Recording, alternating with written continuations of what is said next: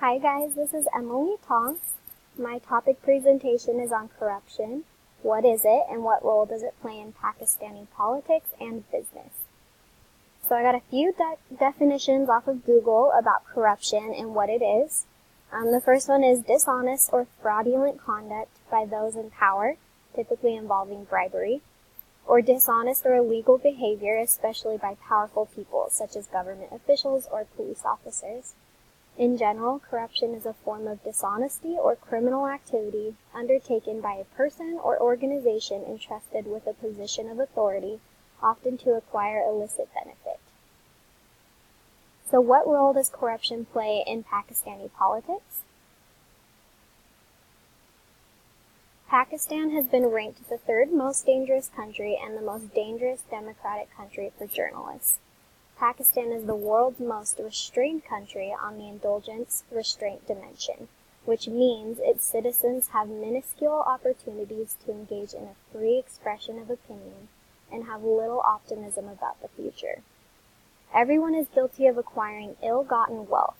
Their complaint is that it is only democratically elected leaders who are punished. The powerful military has acquired vast wealth of its own. Retired generals often enjoy lives of a splendor their career earnings could never justify, comfortable in the knowledge that they will never be dragged before a court to account for their gilded retirement. In Pakistan, politics have long courted allegations of venality. They never occupy their official residences in Islamabad for long, and yet many of them emerge with suspiciously deep pockets.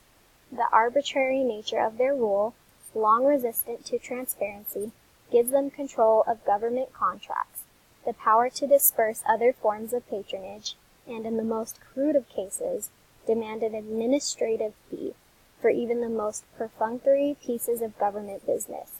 In more recent years, members of parliament, ministers, and other politicians have become more innovative, using a series of shell companies, frontmen who work through shadow middlemen, and secret auctions where bids are privately entertained before lucrative contracts are announced. It's natural to think of the elections when we think of political corruption. People or organizations with their own agendas can skew voting. They may secretly give parties big donations, or parties and candidates can buy votes instead of winning them. But political corruption isn't just about election rigging. It can lead politicians in office to see away from good government. Their decisions can benefit those who fund them.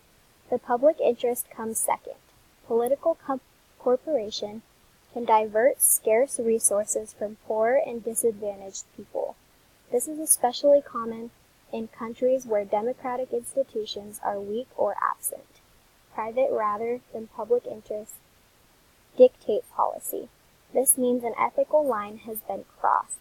Government can't act freely and democracy can't function. Our trust in politicians is damaged. We can turn away from involvement with how we're governed. Then political corruption continues unchecked. What role does corruption play in Pakistani business? The Global Competitiveness Report 2017 to 2018 identifies corruption as the most problematic factor for doing business in Pakistan, followed by tax rates, government instability or coups, and crime and thefts. Pakistan is classified as a factor-driven economy, which primarily depends on improving its institutions, infrastructure, macroeconomic stability, health, and primary education indicators. Pakistan has managed to resist the global crisis and has shown resilience for economic recovery. Globally, countries that are competitive have shown resilience to crisis. However, the reforms agenda still remains an unfinished business. Corruption is a big challenge for business in Pakistan, and companies should expect bribery or other corrupt practices. There's a high risk of corruption in Pakistan's judiciary. Bribes and irregular payments in the return for favorable judgments are common. 2 in 5 Pakistans believe the judiciary is corrupt. Over 2/3 of Pakistan who indicated they have interacted with the courts in the past year reported paying a bribe. 3 out of 4 Pakistanis believe most or all of the police. 3 out of 4 Pakistanis believe most or all of the police is corrupt, and 3 out of 4 Pakistanis who have come into contact with the police in the past year report paying a bribe.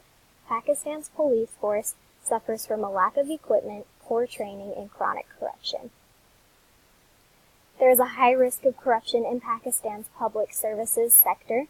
Inefficient government bureaucracy, together with high levels of corruption, present significant barriers to business in Pakistan. Irregular payments and bribes are commonly exchanged when obtaining public services and licenses. More than half of Pakistanis believe local government officials are corrupt. Companies are likely to encounter corrupt practices when dealing with the Pakistani Land Administration. Businesses report insufficient trust in the protection of property rights in Pakistan. The Pakistani Tax Administration is highly susceptible to bribery and other corrupt practices. Companies indicate that bribes and irregular payments in the process of making tax payments are very common. Companies also complain of demands for advanced tax payments. About 2/3 of Pakistanis consider tax officials to be corrupt. There is a high risk of corruption in Pakistan's customs administration. Businesses indicate that irregular payments and bribes are common. Companies rate the efficiency of the clearance process as poor, and the time predictability of important procedure is also insufficient. So that is all of my presentation. I hope you guys learned a lot about corruption and how it affects Pakistan's business and politics. Thank you so much for viewing.